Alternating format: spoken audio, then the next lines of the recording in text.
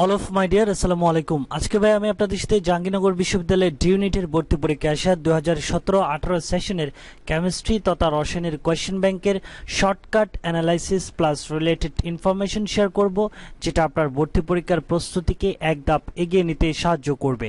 ওকে, চলুন তাহলে শুরু করি। ওকে, আসেন ভাই, এখন আমরা ফার্স্ট কোয়েশ্চেনটা সলভ করব। ফার্স্ট কোয়েশ্চেনটা দেখেন, কোনটি হোমোসাইক্লিক অ্যারোমেটিক যৌগ? নিচে ভাই আপনাকে অপশনে 4টা কম্পাউন্ড দেওয়া আছে, আপনাকে কোশ্চেনটা করা হয়েছে এখান থেকে কোন কম্পাউন্ডটা ভাই হোমোসাইক্লিক অ্যারোমেটিক যৌগ। তো এখানে ভাই আমি একটা কথা বলতে চাচ্ছি, যারা স্পেশালি জাহাঙ্গীরনগর ইউনিভার্সিটির এ এন্ড ডি ইউনিটের জন্য প্রিপারেশন নিচ্ছেন, তারা কোয়েশ্চেন ব্যাংক সলভ করতে গিয়ে এই টপিক থেকে ভাই দুই টাইপের কোয়েশ্চেন খুঁজে পাবেন। এক টাইপের কোয়েশ্চেন হচ্ছে এটা, কোনটি হোমোসাইক্লিক অ্যারোমেটিক যৌগ। আরেক টাইপের কোয়েশ্চেন হচ্ছে ভাই কোনটি হেটেরোসাইক্লিক অ্যারোমেটিক যৌগ। এই দুই প্যাটার্নের কোয়েশ্চেন ভর্তি পরীক্ষায় প্রায় সময় দেখা যায়, স্পেশালি জাহাঙ্গীরনগর ইউনিভার্সিটির এন্ড ইউনিটের জন্য যারা প্রিপারেশন নিচ্ছেন। কোনটি হোমোসাইক্লিক অ্যারোমেটিক যৌগ অথবা কোনটি হেটেরোসাইক্লিক অ্যারোমেটিক যৌগ, এভাবে কোয়েশ্চেনগুলো ভর্তি পরীক্ষায় দেখা যায়।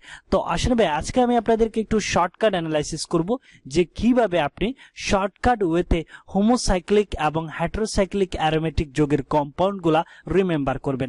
আসেন ভাই, এট ফার্স্ট আমরা দেখব, একটু অ্যানালাইসিসটা আপনাকে কনসেন্ট্রেশন দিয়ে খেয়াল করতে হবে। একবার যদি আপনি জিনিসগুলা থিসিসগুলা বুঝে যান, তাহলে নেক্সট টাইম এগুলো নিয়ে আপনার কনফিউশন ক্রিয়েট হবে না। এট ফার্স্ট দেখেন ভাই, হোমোসাইক্লিক অ্যারোমেটিক যৌগ, এগুলো কিন্তু ভাই আমরা সবাই জানি, বাট থিসিসগুলা অ্যাকচুয়ালি ফ্ল্যাশব্যাকগুলো না জানার কারণে আমরা জিনিসগুলো মিস্টেক করি। হোমোসাইক্লিক অ্যারোমেটিক যৌগ হচ্ছে কার্বন ও হাইড্রোজেন ব্যতীত সেখানে অন্য কোনো উপাদান থাকবে না, বাট এটা অ্যারোমেটিক কম্পাউন্ড হবে, বাট এখানে কার্বন এবং হাইড্রোজেন ব্যতীত অন্য কোনো উপাদান থাকবে না। তো এক কথাই মনে রাখবেন, এই যে সাইক্লোযুক্ত যত অ্যালকেন আছে, সাইক্লোযুক্ত যত অ্যালকেন আছে, সাইক্লোযুক্ত যত অ্যালকেন, এক কথায় সাইক্লোযুক্ত যত অ্যালকেন আছে সবগুলো হচ্ছে হোমোসাইক্লিক অ্যারোমেটিক যৌগ। এটা এক কথায় মনে রাখবেন। যেমন ভাই সাইক্লোহেক্সেন, সাইক্লোবিউটেন, সাইক্লোপ্রোপেন, এভাবে। অর্থাৎ সাইক্লোযুক্ত যত অ্যালকেন আছে, সাইক্লোহেক্সেন, সাইক্লোবিউটেন, সাইক্লোপ্রোপেন, সাইক্লোযুক্ত যত অ্যালকেন আছে সবগুলো হচ্ছে ভাই হোমোসাইক্লিক অ্যারোমেটিক যৌগ। এটা এক কথায় আপনি মনে রাখবেন। অর্থাৎ অ্যালকেনের সামনে যদি সাইক্লো লেখাটা থাকে, তাহলে এগুলো হচ্ছে ভাই হোমোসাইক্লিক অ্যারোমেটিক যৌগ। এটা এক কথায় আপনি রিমেম্বার করবেন, যেমন সাইক্লোহেক্সেন, সাইক্লোবিউটেন, সাইক্লোপ্রোপেন। আশা করি ভাই আপনি বুঝতে পেরেছেন। দেন নেক্সট যেটা আমাদের সবচেয়ে বেশি কনফিউশন ক্রিয়েট হয়, সেটা হচ্ছে ভাই হেটেরোসাইক্লিক অ্যারোমেটিক যৌগ। কি ভাই? হেটেরোসাইক্লিক অ্যারোমেটিক যৌগ। এই হেটেরোসাইক্লিক অ্যারোমেটিক যৌগ হচ্ছে এখানে কার্বন হাইড্রোজেন ছাড়াও অন্যান্য মূল যেমন অক্সিজেন থাকবে, সালফার থাকতে পারে, নাইট্রোজেন থাকতে পারে। ঠিক আছে, কার্বন হাইড্রোজেন তো থাকবে, পাশাপাশি অক্সিজেন থাকতে পারে, অক্সিজেন থাকবে, নয় সালফার থাকবে, নয় কি থাকবে ভাই নাইট্রোজেন থাকবে। বাট হোমোসাইক্লিক যেটা, সেটাতে কিন্তু ভাই কার্বন হাইড্রোজেন ছাড়া আর অন্য কোনো উপাদান থাকবে না। বাট হেটেরোসাইক্লিক যেটা, সেটাতে কার্বন হাইড্রোজেন পাশাপাশি অক্সিজেন, সালফার, নাইট্রোজেন যে কোনো একটা মোল প্রেজেন্ট থাকতে পারে। এখন এই হেটেরোসাইক্লিক অ্যারোমেটিক যৌগগুলা কিভাবে আপনি শর্টকাট ওয়েতে রিমেম্বার করবেন, দেখেন ভাই এখানে আমি একটা সেন্টেন্স লিখে দিয়েছি। সেন্টেন্সটা হচ্ছে ভাই পাপিটাকে ফিতায় বাঁধো, পাপিটাকে ফিতায় বাঁধো। এই সেন্টেন্সটা দিয়ে আমরা হেটেরোসাইক্লিক অ্যারোমেটিক যৌগগুলো রিমেম্বার করব।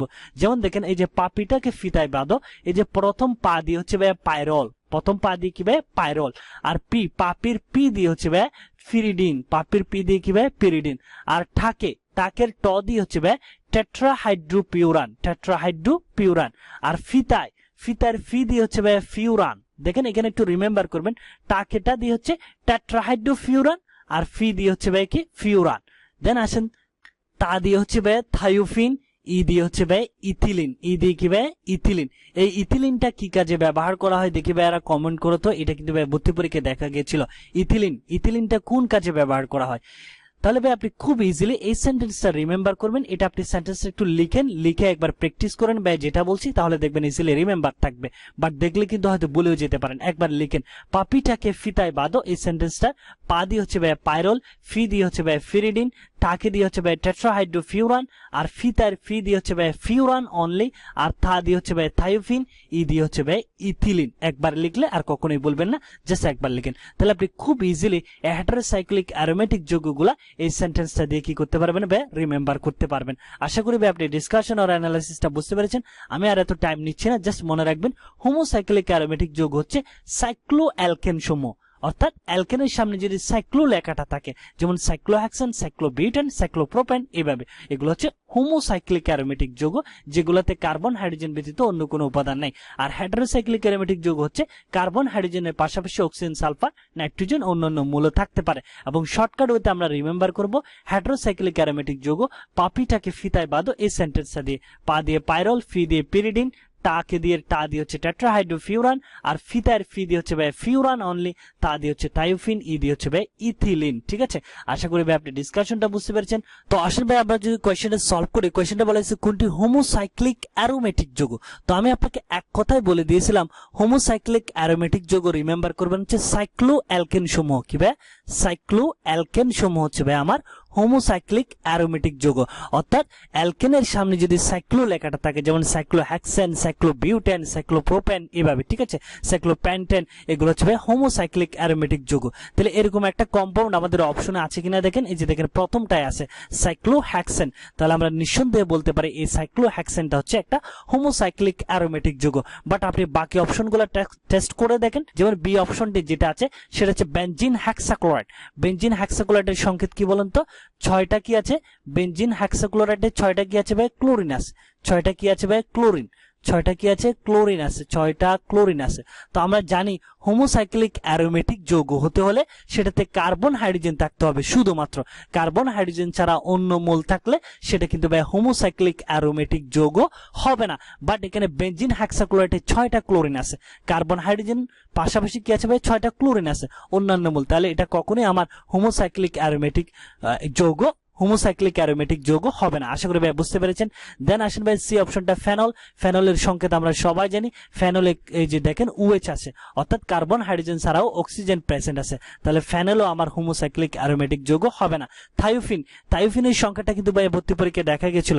থায়োফিনের সংখ্যাটা বিভিন্ন কম্পাউন্ডের, কিছু কম্পাউন্ডের সংকেত আপনাকে মনে রাখতে হবে, যেমন পিরিডিন, ফিউরান, থায়োফিন, এইসব কম্পাউন্ডের সংকেতগুলো একটু রিমেম্বার করবেন, এগুলো ভর্তি পরীক্ষায় দেখা যায়। যেমন এই যে থায়োফিন, থায়োফিনের সংখ্যাটা হচ্ছে এরকম, যেখানে সালফার প্রেজেন্ট থাকে ভাই, যেখানে এই যে সালফার প্রেজেন্ট থাকে, এটা হচ্ছে ভাই থায়োফিনের সংকেত। আপনি পাশাপাশি এই যে পিরিডিন, ফিউরান, এইসব কম্পাউন্ডের সংকেতগুলো একটু রিমেম্বার করবেন। তাহলে থায়োফিনের সংকেতে দেখেন ভাই কার্বন হাইড্রোজেন ছাড়াও আপনার সালফার মোল প্রেজেন্ট আছে, তাহলে থায়োফিনও আমার হোমোসাইক্লিক অ্যারোমেটিক যৌগ হবে না।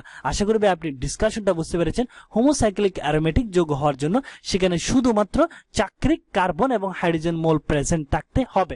কার্বন হাইড্রোজেন ছাড়া অন্যান্য মোল থাকলে সেটা কিন্তু ভাই হোমোসাইক্লিক অ্যারোমেটিক যৌগ হবে না, যেটা আমরা বি সি ডি অপশনে দেখলাম, যেখানে কার্বন হাইড্রোজেন ছাড়াও অন্যান্য মোল প্রেজেন্ট আছে। That's why B C D অপশনটা আমার অপশনের অ্যান্সার হবে না। তাহলে অপশনের অ্যান্সার হবে কি ভাই? সাইক্লোহেক্সেন। এটা একটা কি হোমোসাইক্লিক অ্যারোমেটিক যৌগ। পাশাপাশি আমি সবচেয়ে বেস্ট ওয়ে বলবো আপনি এই শর্টকাটটা একটু রিমেম্বার করবেন।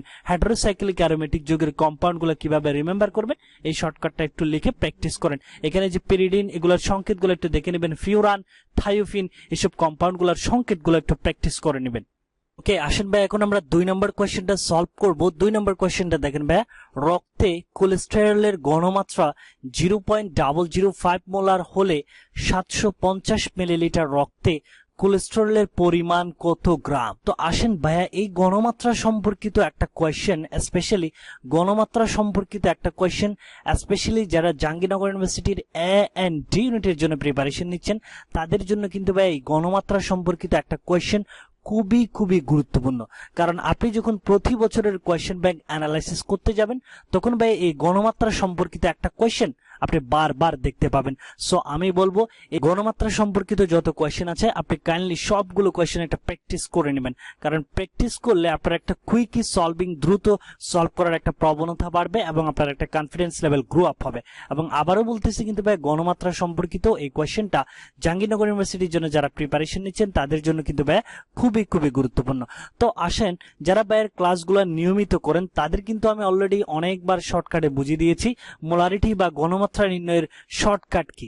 কারণ মোলারিটি বা গণমাত্রা নির্ণয় করতে গেলে আপনি আমাদের বইয়ে দুইটা সূত্র খুঁজে পাবেন, একটা হচ্ছে S = W/MB, আর একটা হচ্ছে ভাই S = 1000 W/MB। এগুলো কিন্তু ভাই আমি অনেকবার বলেছি। যেহেতু মোলারিটি বা গণমাত্রা সম্পর্কিত দুইটা সূত্র দেখা যায়, তো আমরা অনেকেই জানি না এই সূত্রটা কোথায় অ্যাপ্লাই করব আর এই সূত্রটা কখন অ্যাপ্লাই করব। এখানে আমাদেরকে বুঝতে হবে এই যে এখানে ডব্লিউ হচ্ছে ভাই দ্রবীভূত দ্রবের ভর, ডব্লিউটা কি ভাই দ্রবীভূত দ্রবের ভর, আর বি হচ্ছে ভলিউম, বি হচ্ছে কি ভাই ভলিউম। এখানে মূলত আমাদেরকে দেখতে হবে এই যে ভলিউম বা আয়তনটা কোন এককে আছে, ভলিউম বা আয়তনটা কোন এককে আছে। যদি ভলিউমটা আয়তনটা লিটার এককে থাকে, যদি ভলিউম যেটা সেটা যদি লিটার এককে থাকে, তাহলে ভাই আমরা ঘনমাত্রা নির্ণয়ের জন্য S = W / MB এই সূত্রটা অ্যাপ্লাই করব। আর যদি ভলিউম আয়তনটা যদি ভাই মিলিলিটার এককে থাকে, আয়তনটা যদি ভাই মিলিলিটার এককে থাকে, তাহলে আমরা ঘনমাত্রা নির্ণয়ের ক্ষেত্রে সূত্র অ্যাপ্লাই করব হচ্ছে S = 1000 W / MB। আশা করি ভাই বুঝতে পেরেছেন, কারণ এটা নিয়ে আমি এতবার বলবো না, কারণ যারা ভাইয়ের ক্লাসগুলো নিয়মিত দেখেন এরা শুনতে শুনতে জিনিসটা হয়তো বোর হয়ে গেছেন, কারণ এই শর্টকাটটা অনেকবার এসেছে। কারণ আমাদেরকে বুঝতে হবে এই সূত্র কখন অ্যাপ্লাই করব, এই সূত্র কখন অ্যাপ্লাই করব। যেহেতু ঘনমাত্রা নির্ণয়ের দুইটা সূত্র, এই সূত্রটা অ্যাপ্লাই করব S = W / MB, এটা অ্যাপ্লাই করব যখন আয়তনটা লিটার এককে, আর S = 1000 W / MB এটা অ্যাপ্লাই করব যখন আয়তনটা মিলিলিটার এককে। দেখেন এখানে কিন্তু ভাই দ্রবীভূত দ্রবের ভর সবারটা কি এককে, গ্রাম এককে। এটার দিকে আমাদের দেখার দরকার নেই, আমরা জাস্ট আয়তনটা চেক করে নিব। আশা করি ভাই বুঝতে পেরেছেন। তো আমরা যদি কোয়েশ্চেনটা একটু থিসিস করি, কোয়েশ্চেনে কি কি দেওয়া আছে দেখি। এই যে দেখেন রক্তে কোলেস্টেরলের ঘনমাত্রা, ঘনমাত্রা মানে কিসের মান দেওয়া আছে, S এর মান দেওয়া আছে কত ভাই 0.005 মোলার, এবং দেখেন হলে 750 মিলিলিটার রক্তে, তাহলে আয়তন বি এর মানটা দেওয়া আছে 750, এটা কোন এককে দেওয়া আছে ভাই মিলিলিটার এককে, আয়তনটা কোন এককে মিলিলিটার এককে। আমাকে বের করতে হবে রক্তে কোলেস্টেরলের পরিমাণ কত গ্রাম, তার মানে আমাকে বের করতে হবে কি বলেন তো, দ্রবীভূত দ্রবের ভর W = হোয়াট, এটা আমাকে বের করতে হবে। তো আসেন এখানে কোয়েশ্চেন থিসিস করে আমরা যেটা বুঝলাম, আমি আপনাকে বললাম ঘনমাত্রা সম্পর্কিত যেহেতু দুইটা সূত্র আছে, একটা S = W / MB, আর হচ্ছে S = 1000 W / MB, ঠিক আছে। তো আমরা এখানে কোন সূত্রটা অ্যাপ্লাই করব বলেন তো, যেহেতু আয়তনটা মিলিলিটার এককে আছে, তাহলে আমরা ঘনমাত্রা নির্ণয়ের সূত্র অ্যাপ্লাই করব কোনটা বলেন তো ভাই, S = 1000 W / MB। সো আসেন আমরা যদি কোয়েশ্চেনটা সলভ করি, আমাদেরকে যেগুলো দেওয়া আছে এগুলো ভাই পাশে লিখে দিয়েছি আপনাকে। সূত্রটা কি বলেন তো, কোনটা অ্যাপ্লাই করব, S = 1000 W / MB, এই সূত্রটা অ্যাপ্লাই করব। তবে আমাকে এখানে কিন্তু বের করতে হবে কিসের মান, দ্রবীভূত দ্রবের ভর W এর মান। তো W = আপনি কি পাবেন বলুন তো, W = SMB ডিভাইডেড কত পাবেন 1000, ঠিক আছে 1000। তো আসেন ভাই এখানে কিন্তু একটা জিনিস আপনাদের অনেকের কনফিউশন হবে, কিন্তু m এর মানটা আমাদের প্রশ্নে দেওয়া থাকে না। কিসের মান ভাই, m এর মান, mটা কি বলেন তো, মাস অফ মোলার বলা হয়, আণবিক ভর।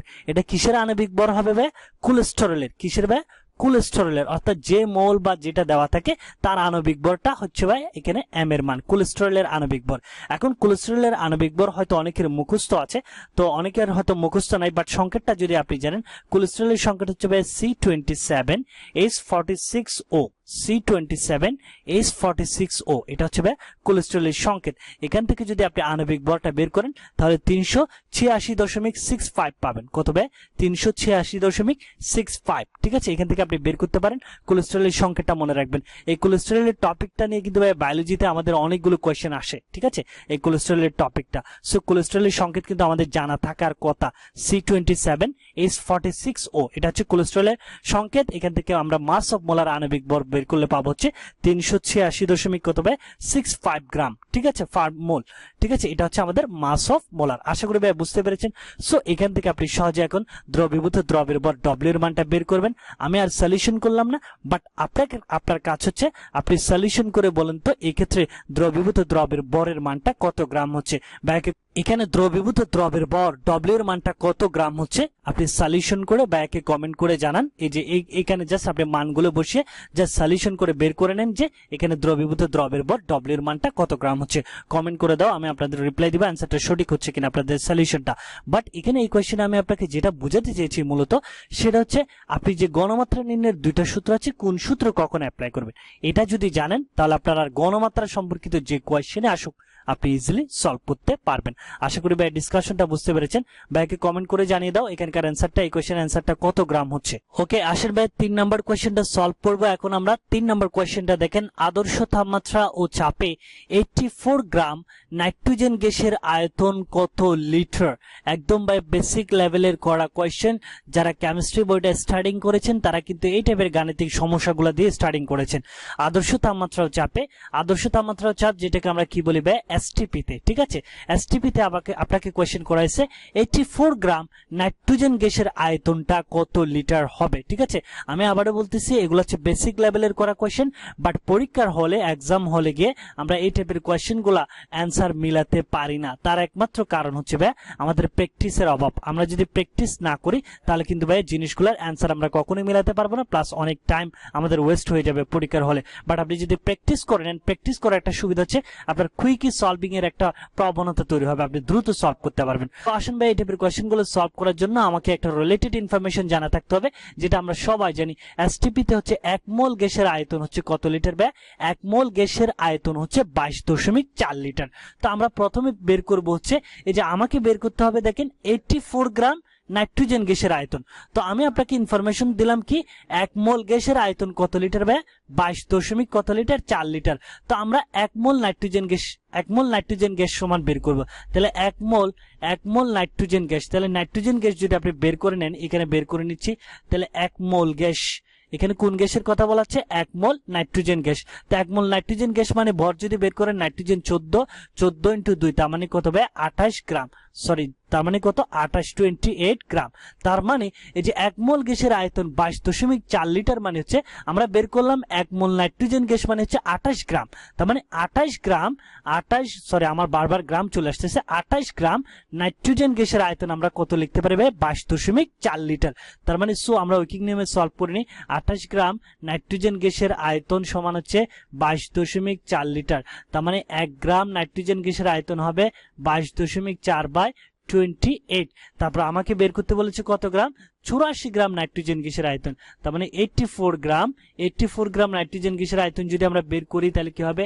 84 গ্রাম নাইট্রোজেন গ্যাসের আয়তন, তাহলে 22.4 ইন্টু 84, নিচে হচ্ছে কত ভাই? 28। এটার সলিউশন কত হবে ভাইকে বের করে কমেন্ট করে জানিয়ে দাও, ঠিক আছে। আমি আর বললাম না, জিনিসটা সলিউশন করলাম না, আপনাকে দিয়ে সলিউশন করাচ্ছি, জাস্ট একটা প্র্যাকটিস হয়ে যাক আপনার। আপনি অ্যান্সারটা কত হচ্ছে ভাইকে কমেন্ট করে জানিয়ে দেন।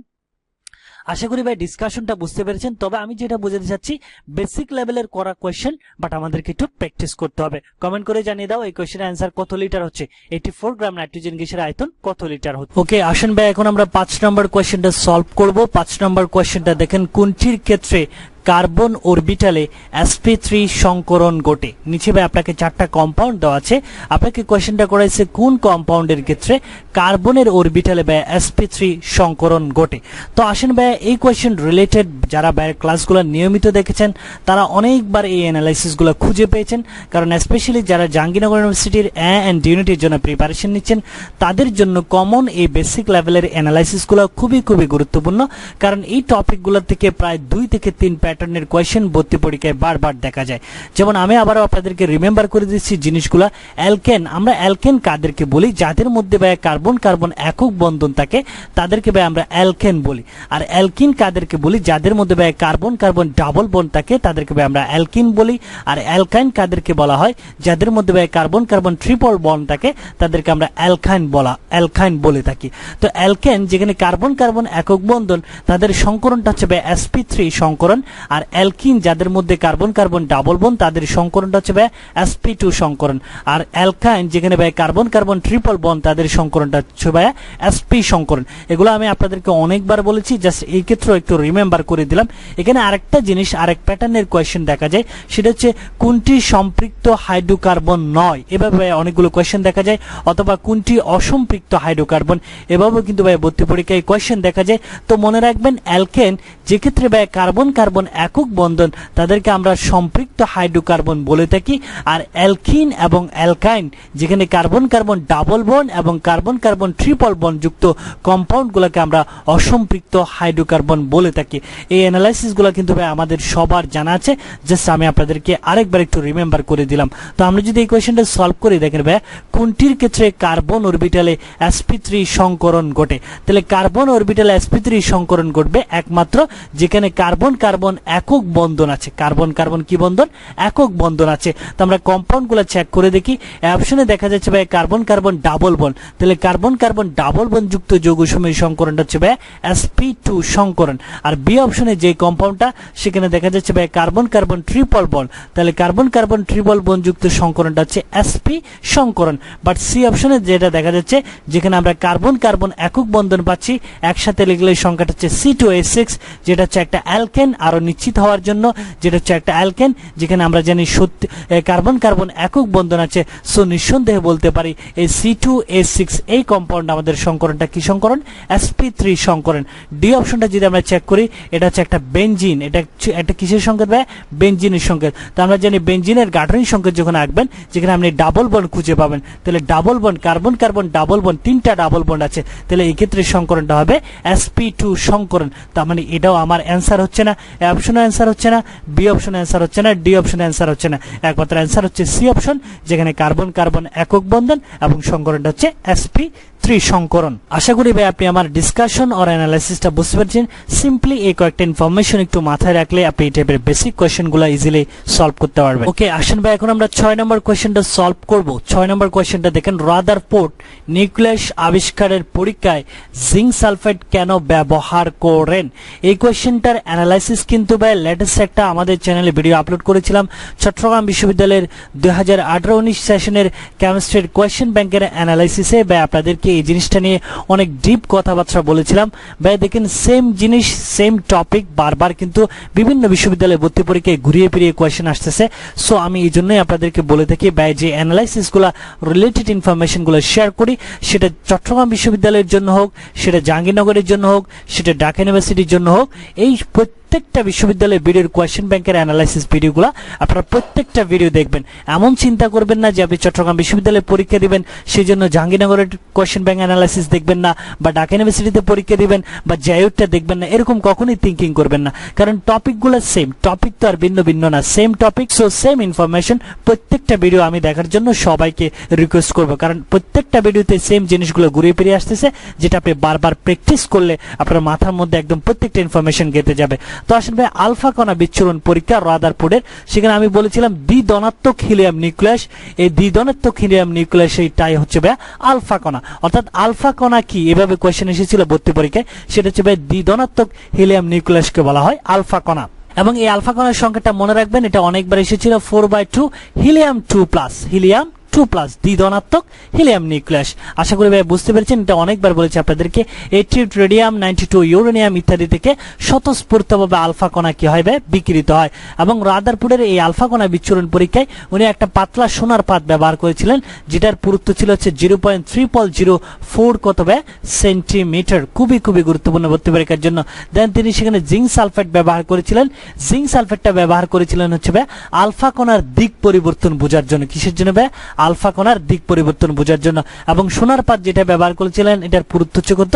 0.3004 সেন্টিমিটার। এই যে ভাই এই কয়েকটি ইনফরমেশন অ্যানালাইসিস, এগুলো আপনাদেরকে অনেকবার বলেছি। আপনারা নিজেরাই যারা নিয়মিত ক্লাস দেখেন হয়তো বলতে পারেন যে ভাই এই জিনিসগুলো সেম জিনিসগুলো বারবার আসতেছে। বারবার আসা মানে এটা আপনার জন্য একটা প্লাস পয়েন্ট, কারণ আপনি বারবার একটু রিভিশন দিয়ে রাখতে পারতেছেন। সো আমরা যদি এই কোয়েশ্চেনটা সলভ করি, রাদারফোর্ডের নিউক্লিয়াস আবিষ্কারের পরীক্ষায় জিঙ্ক সালফেট ব্যবহার করেছিলেন কি জন্য ভাই? আলফা কণার দিক পরিবর্তন বোঝার জন্য। যেটা আমার অপশনের আছে কোনটাতে দেখেন ভাই, এখানে দেখেন এ অপশন বি অপশন একটু টুইস্টেড। একটা হচ্ছে দেখেন আলফা কণার দিক পরিবর্তন করার জন্য, আর বি অপশনে যেটা হচ্ছে আলফা কণার দিক পরিবর্তন বোঝার জন্য। তাহলে কোনটা হবে বলুন তো? B option. আলফা কণার দিক পরিবর্তন কি করার জন্য ভাই? বোঝার জন্য, করার জন্য নয়। আশা করি ভাই বুঝতে পেরেছেন। দেখেন এখানেও কিন্তু একটু টুইস্টেড করে দিয়েছে। সো আপনাকে অপশনগুলা ভালো করে দেখে কিন্তু ভাই অ্যান্সারগুলা করতে হবে। আশা করি ভাই ডিসকাশনটা বুঝতে পেরেছেন, যে সিম্পলি বাইরে দেওয়া ইনফরমেশনগুলো একটু রিমেম্বার করলেই চলবে। ওকে, আসেন ভাই এখন আমরা 7 নম্বর কোয়েশ্চেনটা সলভ করব। 7 নম্বর কোয়েশ্চেনটা দেখেন, নিচের কোন জোড়াটি আইসোটোন? নিচের কোন জোড়াটি আইসোটোন? দেখেন তো ভাই, কোয়েশ্চেনটা একদম বেসিক লেভেল থেকে করা কোয়েশ্চেন না। আপনি এখন চিন্তা করতেছেন আমার পরীক্ষার টাইমে যদি এরকম একটা বেসিক কোয়েশ্চেন আসতো তাহলে কেমন হতো। আসলে ভালো হতো, বা কমন কোয়েশ্চেন আসেও, বাট আপনারা অ্যান্সার করতে পারেন না, কারণ পরীক্ষার হলে আপনারা খুব প্রেশার ফিল করেন। প্রেশারাইজেশনটা নেওয়া যাবে না। পরীক্ষার হলটা এমন একটা জায়গা যেখানে আপনাকে প্রেশারাইজেশনের মধ্যে রাখা, এটা এক সিস্টেম, বাট আপনাকে ওই প্রেশারটা অ্যাবজর্ব করে নিয়ে এই টাইপের বেসিক কমন কোয়েশ্চেনগুলো অ্যান্সার করতে হবে।